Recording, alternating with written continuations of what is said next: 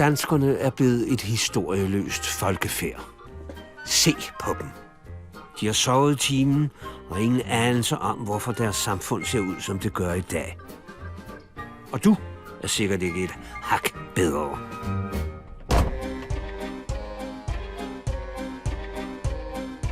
I den sorte skole er det tilbage på skolebænken, og jeg skal personligt sørge for, at I aldrig glemmer Danmarks historiens vigtigste begivenheder. Dagens lektie: Slaget på Fælleden.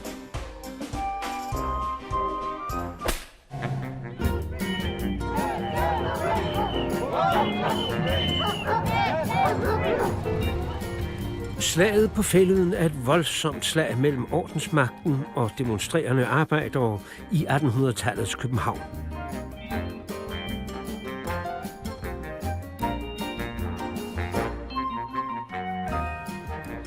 Det er en begivenhed, der udspringer af arbejdernes elendige forhold, og en begivenhed, som sætter skub i den danske arbejderbevægelse.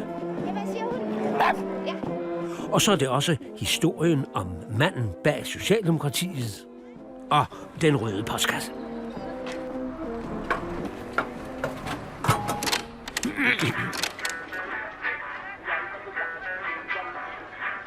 I dagens Danmark har vi lov til at demonstrere og protestere, når der er noget, vi finder uretfærdigt.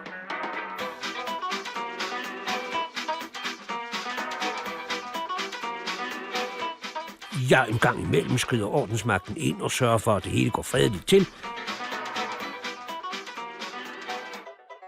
Men hvad er det egentlig, de forsøgte at protestere imod dengang i 1872? For at få svaret skal vi tilbage og se nærmere på de store forandringer, der foregår i 1800-tallets Danmark. Jo, Danmark er stadig et rigtigt landbrugssamfund i midten af 1800-tallet. 4/5 af befolkningen bor og arbejder på landet. Men der er nye tider på vej. Byindustrien vokser og tiltrækker familier fra det overbefolkede landbrug. En ny samfundsklasse, arbejderne, dukker op. Men livet i byen er kummerligt for tilflytterne. Alting er langt dyrere i byerne end på landet, og de store børnefamilier må flytte sammen i meget små værelser. Både mænd, kvinder og børn prøver at få arbejde på industriens store fabrikker. Lønnen er ussel, og arbejdstiderne lange og hårde. Men så kan man til gengæld drukne sorgerne i brændevin.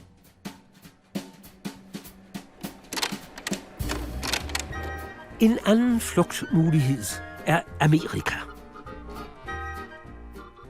Ja, den blodige borgerkrig i Amerika er slut i 1865. Og man inviterer europæerne til at fylde landet op igen.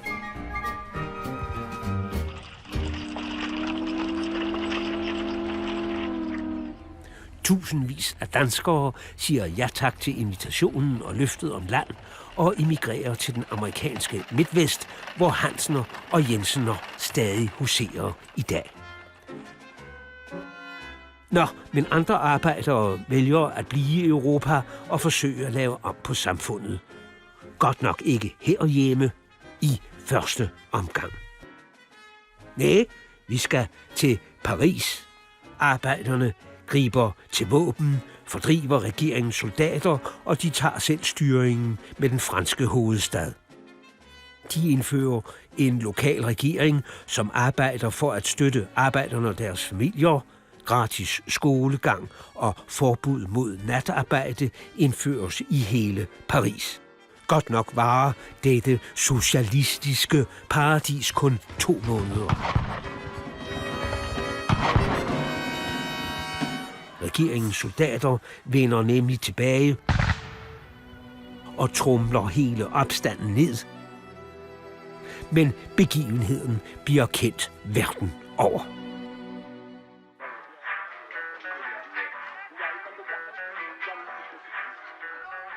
Ja, hjemme i Danmark går det ikke helt så vildt til.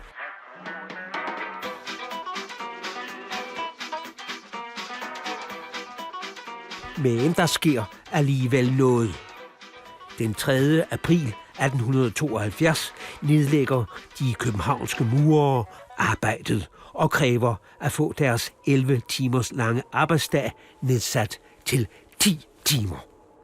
Strejken er den største landet har oplevet, og den varer flere uger, men de tusindvis af murere begynder at tvivle. Uden løn klarer de sig ikke ret meget længere, men så er der en mand, der får en god idé. Denne mand hedder Louis Pio, og han er fuld af gode idéer. Pio arbejder ved postvæsenet, og her designer han den kære danske postkasse i hans yndlingsfarve, rød.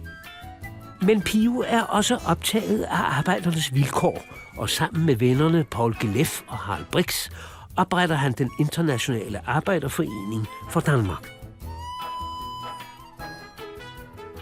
Da murernes strejke er ved at bryde sammen, opfordrer denne forening Københavns arbejdere til at mødes i Fælleden, hvor de kan samle ind til deres strejkende kammerater.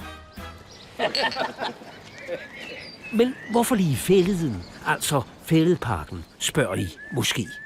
Fælledparken har altid været et godt sted at mødes i København. Her har militæret haft god plads til at udfolde sig, og der er blevet afholdt en masse hestevæddeløb. Det var også her, folk stimlede sammen for at se den stakkels Struensee få hugget hånden, hovedet og alle mulige andre kropsdele af, og resterne sat på hjul og stejle. Nå ja, og nu om dage bliver der holdt 1. maj-møder i parken, men det vender vi tilbage til. Hvor var vi nu? Jo, Louis Pio og hans venner opfordrer hovedstadens arbejdere til at komme til møde i Fælledparken, men det er ikke alle, der er glade for den idé. Nej, regeringen frygter, at pøblen er ude på revolution. De forbyder mødet og anholder bagmændene Pio, Brix og Gilef.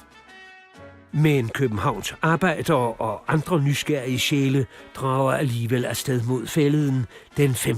maj 1872. Politiet og de ridende husarer lægger en jernring om Fælleden. Tøjhuset, hvor der opbevares store mængder våben, beskyttes, og store politistyrker bevogter Rådhuset, Nationalbanken, Christiansborg og Amalienborg. Luften er ladet med had og med angst. Cirka 1000 arbejdere bryder jernringen om Fælleden og strømmer ind. Politiet hæver kniplerne, og husarerne begynder at slå løs med deres sabler. Men arbejderne er også godt bevæbnede med sten, brædder og hestepærer. Og parterne går løs på hinanden. Det var ikke nogen søndagsskoleudflugt. Slaget varer et par timer, indtil de knippelglade politibetjente og de sabelsvingende husarer får ryddet Fælleden hen mod aftenen. Ingen omkommer under slaget på Fælleden, men mange arbejdere havde fået alvorlige tæsk. Hvad der var frygtet som en socialistisk revolution, endte med at være nogle optøjer, der hurtigt var slået ned. Regeringen beslutter sig for ikke at arrestere nogen, og lederne Pio, Gilef og Brix bliver benådet nogle år senere. Umiddelbart fik de ikke meget ud af deres demonstration. De strejkende murere måtte vende tilbage til arbejdet, uden at have opnået noget som helst. Men Arbejdernes Forening fortsætter med at prøve at forbedre arbejdernes forhold. Foreningen udvikler sig til et parti, vi i dag kender som Socialdemokratiet.